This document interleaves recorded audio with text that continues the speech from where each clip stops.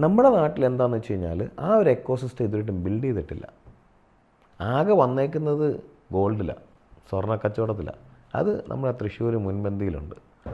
ഏകദേശം ഒരു 50,000 രൂപ എൻ്റെ ഫാദർ എനിക്ക് കയ്യിൽ ക്യാപിറ്റലായിട്ട് തന്നിട്ടാണ് നമ്മൾ ഈ ബിസിനസ് തുടങ്ങുന്നത്.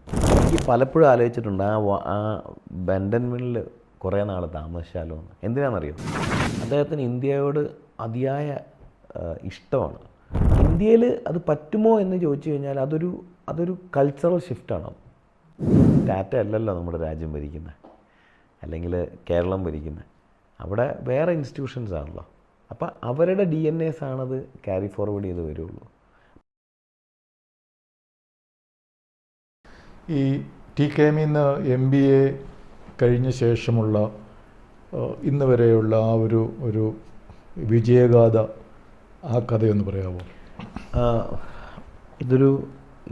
ഇതൊരു വിജയഗാഥയാണോ എന്ന് വെച്ചാൽ ഇതൊരു പ്രോസസ്സാണല്ലോ. ഓക്കെ. അപ്പം അതായത് ബേസിക്കലി എൻ്റെ ഫാദറിൻ്റെ ഫാമിലി ഒരുപാട് വർഷങ്ങൾ, ഏകദേശം 100 വർഷത്തിനടുത്തോളം കച്ചവട പാരമ്പര്യമുള്ള ഒരു ഫാമിലി. ഇവർ ഈ ടുബാക്കോ ബിസിനസ്സാണ് ഗുരുവായൂർ എന്ന് പറഞ്ഞ സ്ഥലത്ത്. അപ്പം അന്ന് ഞാൻ കണ്ടുകൊണ്ടിരുന്നത് ഈ കുടിൽ വ്യവസായത്തിലൂടെ ഒരുപാട് പേർക്ക് ജോലി കൊടുക്കുന്ന ഒരു ബിസിനസ്സാണ്. പക്ഷെ പേഴ്സണലി എനിക്ക് ഈ പുകയില ബിസിനസ്സിനോട് താല്പര്യമില്ല. അപ്പം അന്ന് നമ്മൾ ഈ മാസ്ലോ ഹൈറാർക്കി തിയറി എന്ന് സാറ് കുറച്ച് മുമ്പ് പറഞ്ഞു. ഇത് ബേസ് ചെയ്തിട്ടാണ് ഈ ബിസിനസ്സിൻ്റെ ബേസ് ഞാൻ സെറ്റ് ചെയ്തത്. അതായത് ഒരു ഹ്യൂമൻ നീഡ്സിൻ്റെ ബേസ് ലൈൻ എന്ന് പറയുന്നത് ഫുഡ്, ഷെൽട്ടർ, ക്ലോത്ത്. ഓക്കെ. അപ്പം അന്നത്തെ സാഹചര്യത്തിൽ നമുക്ക് തിരുപ്പൂർ, ഞാൻ അതിനെപ്പറ്റി റിസർച്ച് നടത്തിയപ്പം IT കഴിഞ്ഞാൽ the largest employer in India is textiles. അപ്പോൾ അത് അന്ന് ഭയങ്കര ചലഞ്ചിങ് ആയിട്ടൊരു ടൈമായിരുന്നു. അപ്പോൾ ആ സമയത്താണ് ഞാൻ ഈ ബിസിനസ്സിൽ വരുന്നതും. ഏകദേശം ഒരു 50,000 രൂപ എൻ്റെ ഫാദർ എനിക്ക് കയ്യിൽ ക്യാപിറ്റലായിട്ട് തന്നിട്ടാണ് നമ്മൾ ഈ ബിസിനസ് തുടങ്ങുന്നത്. അപ്പം യൂഷ്വലി ആ ഒരു ഇൻസിഡൻറ്റിൽ നിന്നാണ് പതുക്കെ തിരുപ്പൂർ വന്ന ഒരു 10x10 റൂം, 10x10 റൂമിൽ ബിസിനസ് സ്റ്റാർട്ട് ചെയ്യുന്നതും. ദുബായിൽ പോയിട്ട് ദേറ മാർക്കറ്റിൽ മുർഷിദ് ബസാറിൽ ഇങ്ങനെ നടന്ന് എല്ലാവരുടെ ക്യാൻവാസ് ചെയ്യും, ഓർഡർ ഉണ്ടെങ്കിൽ ഞാൻ ചെയ്തു തരാം. അപ്പം അന്നൊക്കെ എനിക്ക് എൻ്റെ വിചാരം ഇത്. അപ്പം എൻ്റെ സുഹൃത്തുക്കളും കളിയാക്കും. ഈ തിരുപ്പൂർ എന്ന് പറഞ്ഞു കഴിഞ്ഞാൽ ഈ കാവാലം ജെട്ടി എന്ന് പറഞ്ഞിട്ട് എന്നെ കളിയാക്കും. അപ്പോൾ because that was one of my product. Brief എൻ്റെ ഒരു പ്രൊഡക്റ്റായിരുന്നു ബേസിക്കലി. പക്ഷെ അതൊക്കെ അപ്പോൾ അന്ന് എൻ്റെ കൂടെ പഠിച്ചവരൊക്കെ വൈറ്റ് കോളർ ജോബ് കിട്ടിപ്പോയി, എല്ലാവരും പ്ലേസ്ഡായി. പക്ഷെ എൻ്റെ മനസ്സിൽ അന്നുണ്ടായിരുന്ന ഒരു 50,000 പേർക്ക് ജോലി കൊടുക്കണം. ഈ ഞങ്ങളുടെ ഫാമിലി ബിസിനസ് പോലെ എന്തെങ്കിലും ഒരു സ്ഥാപനം ഉണ്ടാക്കണം. അത് it goes to the people's welfare, not for us. നമുക്ക് എന്തോരം കഴിക്കാൻ പറ്റും, എത്ര ഒരു വീട് വേണം, നമുക്കൊരു ബേസിക് എസെൻഷ്യൽ ആണല്ലോ വേണ്ട. അങ്ങനെയാണ് ഈ ബിസിനസ്സിലോട്ട് വന്നതും. എൻ്റെ ഒരു ഗതി മാറ്റി തന്നത് ദുബായ്, UAE. അവിടെ പോയിട്ട് മലയാളികളായിട്ടുള്ള ഒരുപാട് പേരെ ആൾക്കാരായിട്ട് ചർച്ച ചെയ്യലും. പിന്നീട് എനിക്ക് മനസ്സിലായത് അവിടെയാണ് നമ്മുടെ ഒരു മാനേജ്മെൻറ്റ് സ്കില്ല് നമ്മൾ അപ്ലൈ ചെയ്തത്. ഞാൻ ആദ്യം വിറ്റത് ടീഷർട്ടല്ല, ഞാൻ ആദ്യം വിറ്റത് ഡിസൈനാണ്. അതായത് ഒരു റീറ്റെയിൽ ഷോപ്പിൽ പോയപ്പോൾ അവർക്കൊരു ഇന്നത്തെ വലിയൊരു കമ്പനിയാണ്. ആ കമ്പനിയിൽ ഏകദേശം ഇന്ന് അവർക്കൊരു 300ഓളം റീറ്റെയിൽ ഔട്ട്ലെറ്റ് ഉണ്ട്. അപ്പം അവിടെ പോയപ്പോൾ എനിക്ക് മനസ്സിലായി അവരുടെ ടീഷർട്ട് ബിസിനസ് അവർക്ക് അറിയാത്തത് കൊണ്ട്, ഹൗ ടു മാനേജ് എന്ന് അറിയാത്തത് കൊണ്ട് കൊളാപ്സ് ആയി കിടക്കുകയാണ്. അപ്പം ഞാൻ അതിന് വേണ്ടിയിട്ട് ഒരു റീറ്റെയിൽ സ്ട്രാറ്റജി ഉണ്ടാക്കി. അപ്പം അവിടെയാണ് ശരിക്കും നമ്മൾ ഈ MBAയിൽ പഠിച്ചതൊക്കെ എവിടെയെങ്കിലും രജിസ്റ്റർ ആയിട്ടുണ്ടെന്ന് നമുക്ക് മനസ്സിലായത്. ഒരു റീറ്റെയിൽ സ്ട്രാറ്റജി ഉണ്ടാക്കിയിട്ട് ഇതെല്ലാം വലിയ ഒരു A4 അല്ല A3 പേപ്പറിൽ പ്രിൻ്റ് ഔട്ട് എടുത്തിട്ട് ഇവരുടെ ഡയറക്ടേഴ്സിനെ ഞാൻ പോയി കണ്ടിട്ട് പറഞ്ഞു, നിങ്ങൾ ഈ രീതിക്ക് ഇതിനെ ചെയ്യുകയാണെങ്കിൽ നിങ്ങൾക്ക് നിങ്ങളുടെ ROI ഇയർ ഓൺ ഇയർ ഇത്ര % കൂടും. So you will be the notable seller of these kind of product in the market. ചിലപ്പോൾ ഈ ചില വിഷണറി ലീഡേഴ്സിന് നമ്മുടെ ഫയർ കണ്ടാൽ അല്ലെങ്കിൽ നമ്മുടെ ഓറ കണ്ടാൽ മനസ്സിലാവും. അപ്പോൾ അവർ പറഞ്ഞു, okay Yasar, we are going with your strategy. അങ്ങനെ ഞങ്ങൾ ഇരുന്ന് സംസാരിച്ചു. We start with 10 lakhs. അങ്ങനെ ആ ഒറ്റൊരു ബയ്യറിൻ്റെ അടുത്ത് ഞാൻ 8 കൊല്ലം അവരായിട്ട് മാത്രം ഞാൻ വർക്ക് ചെയ്തത്. 8 അല്ല 6 കൊല്ലം. വേറെ ഒരാളെ ഞാൻ ഫോക്കസ് ചെയ്തില്ല, വേറെ ഒരുപാട് ബയേഴ്സ് വന്നെങ്കിലും ഞാൻ ഫോക്കസ് ചെയ്തില്ല. കാരണം ഇവരെ സാറ്റിസ്ഫൈ ചെയ്ത് എൻ്റെ ടീമിനെ ബിൽഡ് ചെയ്യാൻ നോക്കി ഞാൻ. അങ്ങനെ അപ്പം എന്തുണ്ടായെന്ന് വെച്ച് കഴിഞ്ഞാൽ 2010, 13, 14, 15, 16, 17 എത്തിയപ്പം നമ്മളൊരു സൈസബിൾ കമ്പനിയായി. ഏകദേശം ഒരു 1000-1500 പേര് ജോലി ചെയ്യുന്ന ഒരു കമ്പനിയായി മാറി. പിന്നീട് അത് വെച്ചിട്ട് ഞാൻ ട്രെയിൻ ചെയ്ത എൻ്റെ ടീമിനെയാണ് ഒരു സിസ്റ്റം ഉണ്ടാക്കി. അതുവരെ ഒരു ഫൗണ്ടർ സിൻഡ്രോം ഉണ്ടല്ലോ, എല്ലാം നമ്മൾ ചെയ്യുന്നു. അത് സ്ട്രെസ് പീക്കായപ്പം we train the team, we develop the team. ആ ടീമിനെ ഡെവലപ്പ് ചെയ്ത് സ്ട്രാറ്റജിക്കലി ഓരോ ബയേഴ്സിനെ പിച്ച് ചെയ്ത് ഇന്നിപ്പോൾ ഏതാണ്ട് 4000-ഓളം ആൾക്കാരുടെ ഡയറക്റ്റ് ജോലി കൊടുക്കാനും ഇൻഡയറക്റ്റ്ലി സാറ് പറഞ്ഞ പോലെ ഏകദേശം ഒരു 7000 പേർക്ക് ഓൾ ടുഗദർ ട്രൈക്കോ ജോലി കൊടുക്കുന്നുണ്ട്. ഏകദേശം നമ്മളൊരു നിയർ അബൌട്ട് ഒരു 16ഓളം രാജ്യത്തിലേക്ക് എക്സ്പോർട്ട് പോകുന്നുണ്ട്. അപ്പം ഇതാണ് നമ്മുടെ ഒരു ജേണി. അപ്പം എൻ്റെ ഏറ്റവും വലിയൊരു ഡ്രീം എന്താണെന്ന് വെച്ച് കഴിഞ്ഞാൽ ഒരു $1 ബില്യൺ കമ്പനി ഉണ്ടാക്കുക എന്നുള്ളത്. അപ്പം എന്നെ ഒരുപാട് പേര് പറഞ്ഞിട്ടുണ്ട് നിനക്ക് പൈസയ്ക്ക് ഭയങ്കര ആർത്തിയാണ്, അതുകൊണ്ടാണ് ഇനി $1 ബില്യൺ എന്നൊക്കെ പറയുന്നത്. അപ്പം ഞാൻ ചിരിക്കും. കാരണം എന്ന് വെച്ച് കഴിഞ്ഞാൽ നമ്മളെപ്പോഴും ഒരാളൊരു ആശയം പറയുമ്പോൾ എന്തുകൊണ്ടാണ് ആശയം പറഞ്ഞതെന്ന് ചോദിക്കുക എന്നുള്ള ഒരു മര്യാദ നമ്മൾ കാണിക്കണം. അപ്പം ഞാൻ അവരോട് പറയും, ഇപ്പോൾ ട്രൈക്കോ എന്ന് പറയുന്ന കമ്പനിയിൽ ഒരു 50,000 പേര് ജോലി ചെയ്യുന്നുണ്ട്. ആ കമ്പനിക്ക് 1 കോടി രൂപയാണ് വാർഷിക വരുമാനമെങ്കിൽ എങ്ങനെയാണ് കമ്പനി ആ കമ്പനിക്കകത്ത് ജോലി ചെയ്യുന്നവരുടെ ക്വാളിറ്റി സ്റ്റാൻഡേർഡ് ഓഫ് ലിവിങ് എന്തായിരിക്കും? അപ്പം ഒരു 50,000 ആൾക്കാർക്ക് ജോലി കൊടുക്കണമെങ്കിൽ ബെയർ മിനിമം ഇന്നത്തെ എക്സ്ചേഞ്ച് റേറ്റ് വെച്ച് നോക്കണമെങ്കിൽ 9,500 കോടിയെങ്കിലും ടേൺ ഓവർ വേണം. ഇതാണ് ഈ $1 ബില്യൺ എന്ന് പറയുന്നത്. അതും ആർക്കാണ് പോകുന്നത്? റിക്വയർഡ് ആയിട്ടുള്ള ആൾക്കാർക്കാണ്, അല്ലാതെ ചുമ്മാ 5 സ്റ്റാർ ജീവിതം ജീവിക്കാനല്ല. നമ്മുടെ ഇന്ത്യ നീഡ് സോളിഡ് ഡെവലപ്മെൻറ്റ്. അപ്പം ഒരു 50,000 പേർക്ക് നമുക്ക് ജോലി കൊടുക്കാൻ സാധിക്കുമെങ്കിൽ അതിൻ്റെ എഫക്റ്റ് എന്ന് പറഞ്ഞാൽ × 4. ഒരു കുടുംബത്തിൽ ശരാശരി 4 പേരെ കൂട്ടിക്കോ, 4 ലക്ഷം അല്ലെ 2 ലക്ഷം പേർക്ക് നമുക്കൊരു ഇമ്പാക്റ്റ് കൊണ്ടുവരാൻ പറ്റും. അപ്പം കമ്പനിയുടെ ഏതൊരു ഗുഡ് ഗവേണൻസ് ആണെങ്കിലും അതിന് ഇൻഫ്ലുവൻസ് ആർക്കായിരിക്കും? അവിടെയുള്ള ആൾക്കാർക്കായിരിക്കും. നമ്മൾ പണ്ടൊക്കെ നമ്മൾ പറയില്ലേ, ഒരു ലൈക്ക് അക്ബർ രാജാവ് അല്ലെ ചോള രാജാവ്, ഒരു ടെറിട്ടറിയാണ് അവർ ഫിക്സ് ചെയ്യുന്നത്. ഇന്ന് ബിസിനസ്സാണ് കിങ്ഡമായിട്ട് വരുന്നത്. അപ്പം എന്താ കിങ്ഡം എന്ന് പറയുന്നത്? അവിടെ ഒരു കിങ്ഡം വരുന്നുണ്ടെങ്കിൽ അവിടുത്തെ ആൾക്കാർക്ക് വേണ്ടിയിട്ടുള്ള ബേസിക് എസെൻഷ്യൽസ് ഫീഡ് ചെയ്യാനായിട്ടുള്ള കപ്പാസിറ്റി വേണം. അതിന് നല്ലൊരു ബിസിനസ് വേണം. അതിന് വേണ്ടത് എവർ റോളിംഗ് ആയിട്ടുള്ള റിക്വയർമെൻ്റ് ഉള്ള ബിസിനസ് വേണം. സ്കെയിൽ ചെയ്യാൻ പറ്റുന്ന ബിസിനസ് വേണം. എന്തുകൊണ്ടും textile business is always good. എത്ര ക്രൈസിസ് വന്നാലും, ഇപ്പം കോവിഡ് വന്നപ്പോഴാണ് ഞങ്ങൾ ഏറ്റവും കൂടുതൽ ഗ്രോ ചെയ്തത്. ഏറ്റവും കൂടുതൽ ഞങ്ങൾ ചെയ്തത് എന്താണ്? ഒന്നുമില്ല, ഫാഷൻ പ്രൊഡക്റ്റ് ഓഫാക്കി വെച്ചിട്ട് ലോഞ്ച് വെയർ എന്ന് പറയും, അതായത് നൈറ്റ് പ്രൊഡക്ട്സിലോട്ട്, വീട്ടിലിടുന്ന ഡ്രസ്സിലോട്ട് ഞങ്ങൾ സ്വിച്ച് ചെയ്തു. Business has grown. അപ്പോൾ ഈ ഓവർ ദ ഇയർ, അതായത് 2011 മുതൽ 2026 വരെ നോക്കുവാണെങ്കിൽ ഞങ്ങളുടെ ഗ്രാഫ് മുകളിലോട്ട് തന്നെയാണ്. And still we are growing. That's it. Okay. ഈ കുറേ രാജ്യങ്ങളിൽ എക്സ്പോർട്ട് ചെയ്യുന്നുണ്ട്. അതിൽ ഏറ്റവും നല്ല രാജ്യം പോയി താമസിച്ച് അവിടുത്തെ മനുഷ്യരുമായിട്ട് ഇടപഴകി അവിടുത്തെ ബിസിനസ് കാര്യമായിട്ടും ഇടപഴകുകയൊക്കെ ചെയ്തത് ഏറ്റവും നല്ല രാജ്യമായിട്ട് തോന്നിയതാണ്? നല്ല രാജ്യം, നല്ല അതായത് ഞാൻ മിഡിൽ ഈസ്റ്റാണ് എൻ്റെ പ്രൈം മാർക്കറ്റ്.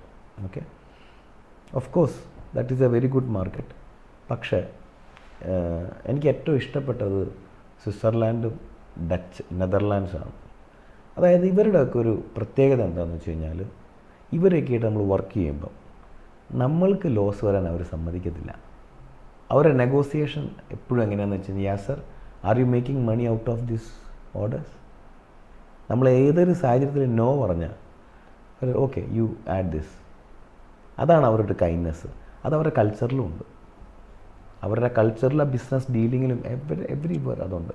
എനിക്ക് ഏറ്റവും ഇഷ്ടപ്പെട്ട, എന്നെ ചിന്തിപ്പിച്ച ഒരു, നമ്മൾ ഈ പർപ്പസ് ഓഫ് ലൈഫ് എന്ന് പറയില്ലേ, നമ്മൾ പലയിടത്തും പല ആൾക്കാരുടെ അടുത്തും, നമ്മുടെ നാട്ടിലാവട്ടെ, ഇന്ത്യയിൽ അക്രോസ് ആവട്ടെ, വേൾഡിൽ പല സ്ഥലത്ത് നമ്മൾ കേട്ടിട്ടുണ്ടെങ്കിൽ കൂടെയും ഞാൻ കണ്ടത് US ഒരു പ്രാവശ്യം ബെൻഡൻവിൽ എന്ന് പറഞ്ഞിട്ടുള്ളൊരു ചെറു പട്ടണമുണ്ട്.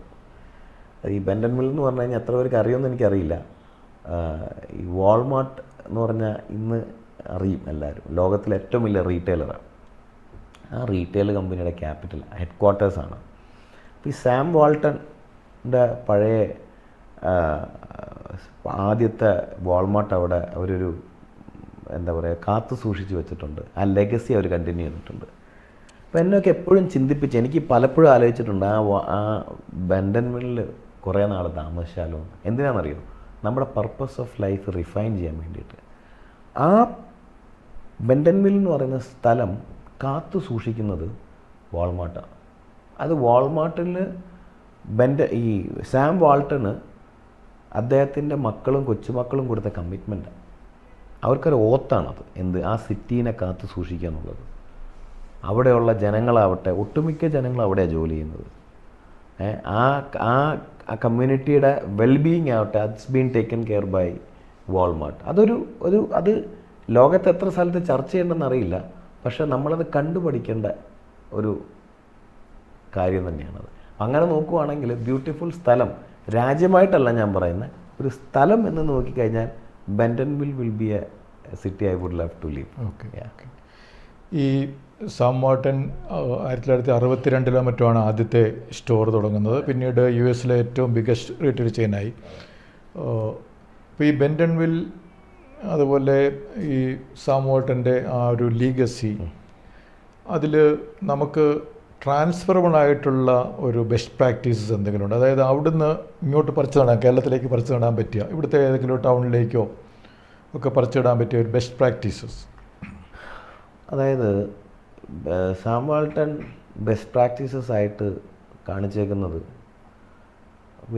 വളരെ, അതായത് ഈ വാൾമാർട്ടിൻ്റെ ഏതൊരു പ്രോസസ്സ് ലോകത്തിൽ ഏകദേശം $948 ബില്യൺ അവരുടെ ടേൺ ഓവർ. വാല്യുവേഷൻ അല്ല, ഇന്നിപ്പോൾ ലോകം സംസാരിക്കുന്ന വാല്യുവേഷൻ അല്ല, അവർ കച്ചവടം ചെയ്തിട്ടാണ് ഈ സംസാരിക്കുന്നത്.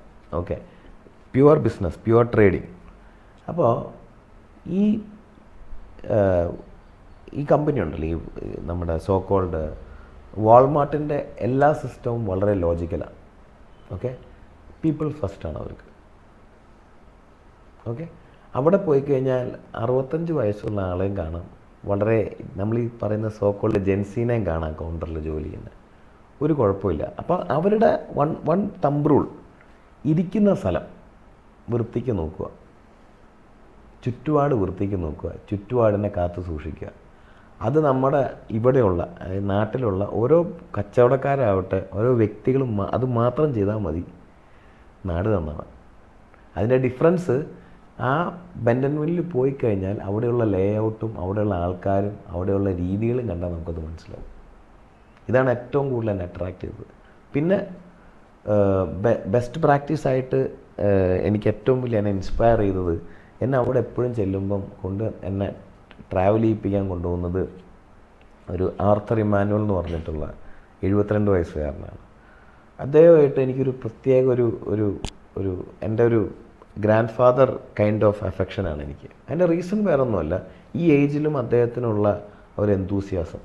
അപ്പോൾ അദ്ദേഹത്തിന് ഞാൻ പരിചയപ്പെടുന്ന 2024 അദ്ദേഹത്തിന് ഇന്ത്യ സന്ദർശനത്തിലാണ്. പിന്നീടാണ് ഞാൻ അറിയുന്നത് അദ്ദേഹം ഒരു ഇന്ത്യക്കാരനാണെന്നും, ഇന്ത്യക്കാരൻ ഇൻ ദ സെൻസ് ഒറിജിൻ പഞ്ചാബാണെന്നും, അദ്ദേഹം ജനിച്ചത് പാകിസ്ഥാനിലെ ലാഹോറിലാണെന്നുള്ളത്. അദ്ദേഹത്തിന് ഇന്ത്യയോട് അതിയായ ഇഷ്ടമാണ്. അപ്പോൾ അദ്ദേഹം ഇന്ന്, അതായത് എന്താണോ സാം വാൾട്ടൺ അദ്ദേഹത്തിൻ്റെ ആ ബെൻഡൻവിൽ സിറ്റിയോട് ചെയ്യുന്നത്, അതാണ് ഇന്ന് ആർത്തർ ഇമ്മാനുവൽ ഇന്ത്യയോട് കാണിക്കുന്നത്. അദ്ദേഹം നമ്മുടെ വാൾമാർട്ടിൻ്റെ വൈസ് പ്രസിഡൻ്റ് ആയിരുന്നു. ഓക്കെ, റിട്ടയർഡ്, ഒരു 10 കൊല്ലം മുമ്പ് റിട്ടയറായി. ഇന്നും അദ്ദേഹം വാൾമാർട്ടിന് വേണ്ടിയിട്ട് ഇന്ത്യയിൽ നിന്നും കമ്പനികളെ ഓൺബോർഡ് ചെയ്യാൻ വേണ്ടിയിട്ട് പരിശ്രമിച്ചുകൊണ്ടിരിക്കുക. അപ്പോൾ ഞാനൊരു ദിവസം ചോദിച്ചു, ആർത്തർ നിങ്ങൾക്ക് ഇത്രയും പ്രായമായില്ലേ? അപ്പോൾ അദ്ദേഹം എന്നോട് നോക്കി ചിരിച്ചിട്ട്, yeah sir, what you mean by that? എനിക്ക് പ്രായമായിട്ടില്ല, I just want to serve my nation, my land. അപ്പോൾ ഞാൻ ഈ ഒരു ചിന്ത ആർത്തറിന് എവിടെ നിന്നാണ് വന്നത്? From the training of Sam Walton. അപ്പോൾ അതിൻ്റെ എന്താണ് ബെസ്റ്റ് പ്രാക്ടീസ് എന്ന് ചോദിച്ചാൽ, developing the right people in the right way എന്നുള്ളതാണ്. ആ ലെഗസി ക്രിയേറ്റ് ചെയ്യുക എന്നുള്ളത്. ഈ ലെഗസി ക്രിയേറ്റ് ചെയ്യൽ മക്കളിലൂടെ മാത്രമൊന്നുമല്ല. There are lot many thought process. അപ്പം എങ്ങനെയാണ് ലെഗസി ക്രിയേറ്റ് ചെയ്യുക? നമ്മുടെ കറക്റ്റ് ആ സാം വാൾട്ടൺ ഒരു ഇൻസ്പിറേഷൻ ലീഡർ ആയതുകൊണ്ടാണ് അതിൻ്റെ ഒരു എലമെൻറ്റ് ആർത്തർ ഇമ്മാനുവലിന് കിട്ടിയത്. ആർത്തർ ഇമ്മാനുവലിനായിട്ടുള്ള ആ ഡിസ്കഷൻ കാരണം എനിക്കതിൻ്റേതായിട്ടുള്ള തോട്ട് പ്രോസസ്സും ചിന്താഗതിയും വന്നിട്ടുണ്ട്. I love to develop people and I'm doing it. So this is the so called best practice എന്ന് വെച്ചാൽ bring up the people at the right way. That is the best practice what we need to do. ഈ Sam വാൾട്ടൻ്റെ ഒരു retail ചെയിനാണ്. അപ്പം Bentonville അങ്ങനെ ഒരു നല്ലൊരു സിറ്റിയായിട്ട് ലിവബിൾ ഗുഡ് ക്വാളിറ്റി ഓഫ് ലൈഫൊക്കെ ഡെവലപ്പ് ചെയ്യുന്നു. കേരളത്തിലും അതുപോലെ ടെക്സ്റ്റൈൽ മേഖലയിലുള്ള ഒരു കമ്പനിയാണ് കിറ്റക്സ്.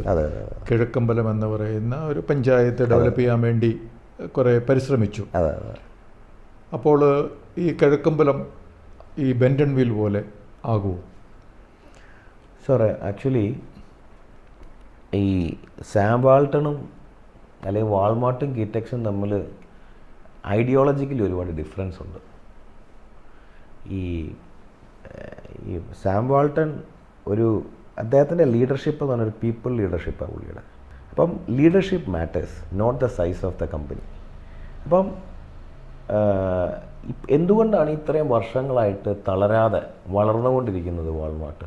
ഇപ്പം കിറ്റക്സ് എന്നുള്ള കമ്പനി നമ്മളെടുത്തോ, നമ്മൾ അതിനെ നോക്കി കാണേണ്ടത് എങ്ങനെയാണ്? കമ്പനി വളരെ സിസ്റ്റമാറ്റിക്കാണ്, വലിയ കമ്പനിയാണ്. 2020 എന്ന് പറഞ്ഞ പൊളിറ്റിക്കൽ അലയൻസ് വന്നു, ഒരു പൊളിറ്റിക്കലി അവർ ലോക്കൽ ഗവർണൻസ് എടുത്തു. നമ്മുടെ ചോദ്യം എന്തുകൊണ്ട് അത് സസ്റ്റെയിൻ ചെയ്തില്ല എന്നുള്ളതാണ്.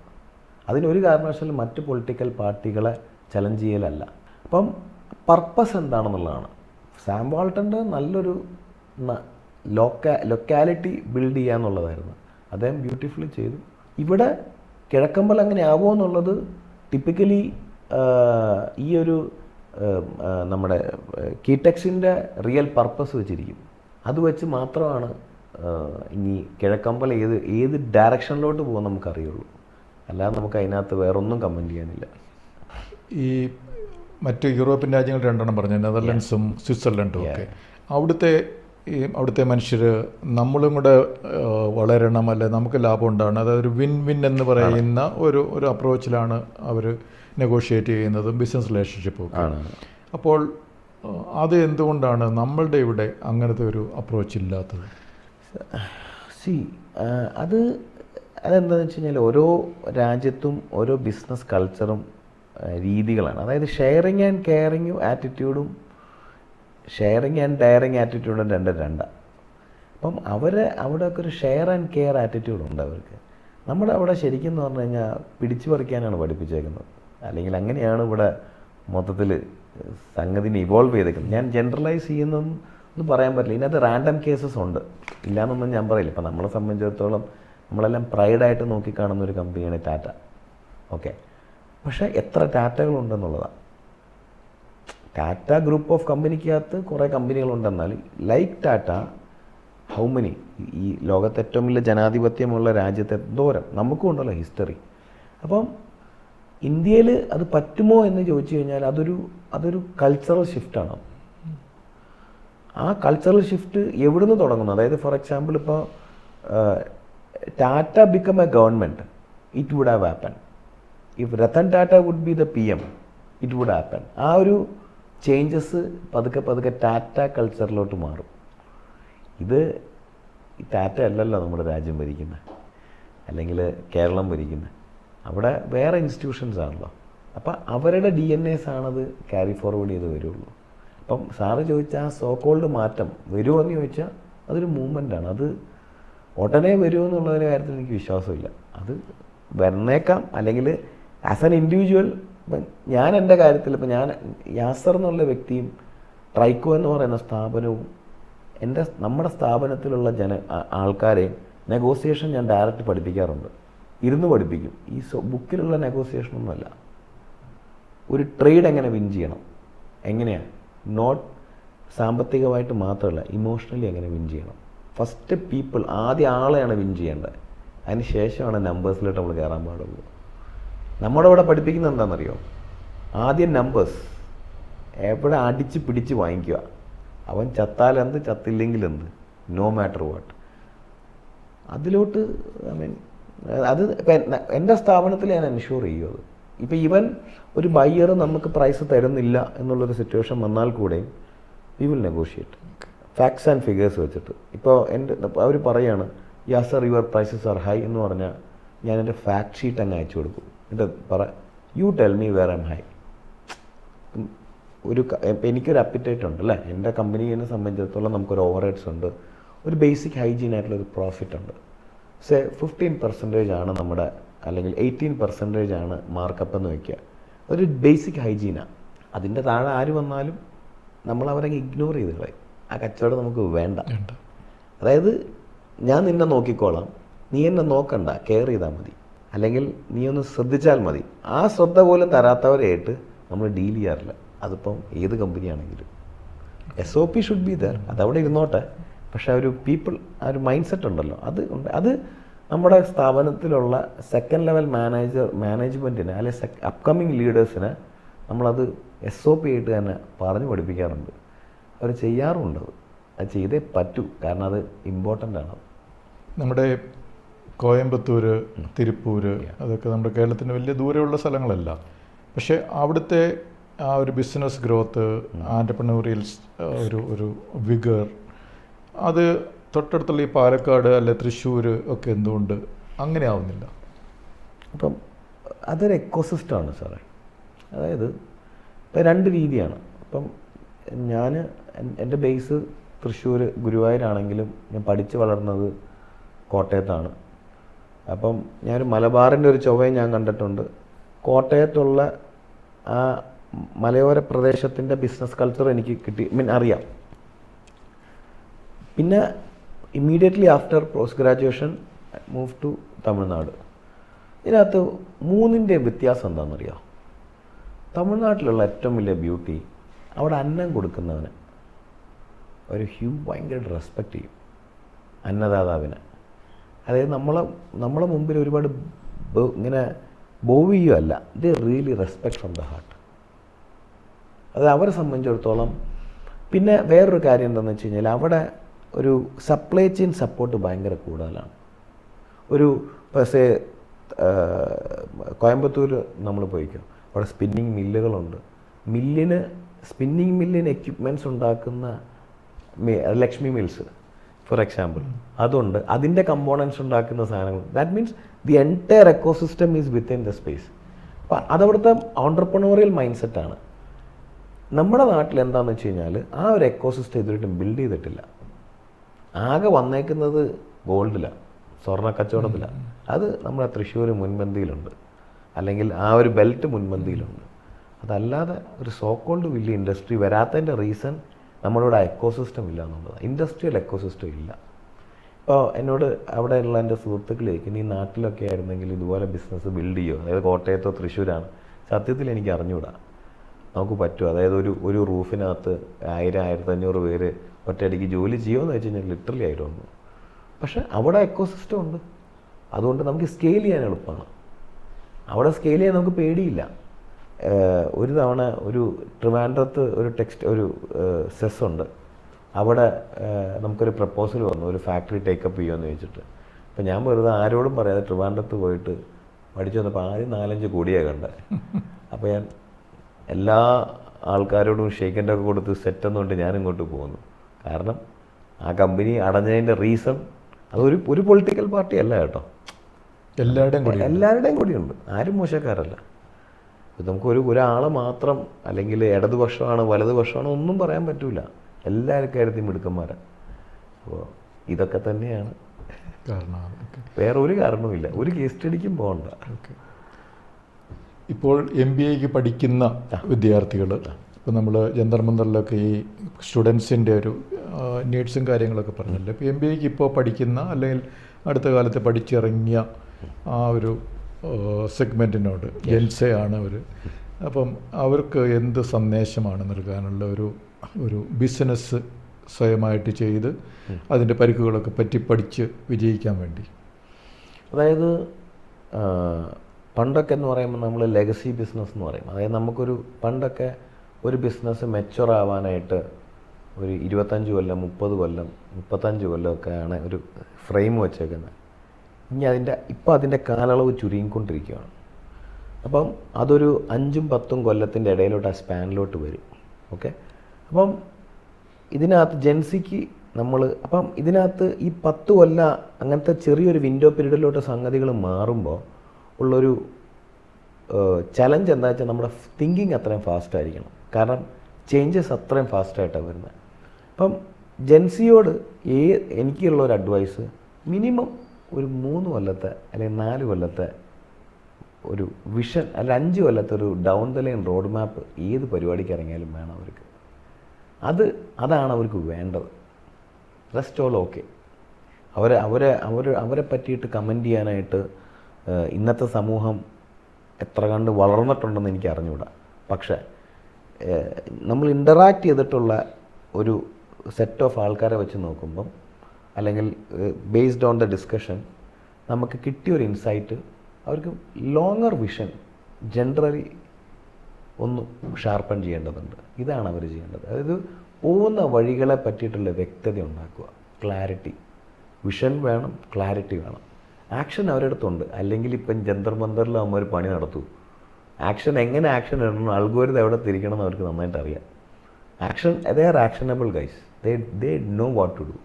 The thing is focus and clarity. That is required. Okay. Yeah. Thank you very much, Mr. Jaffer. Thank you, sir. Thank you so much. Thank you. Yeah.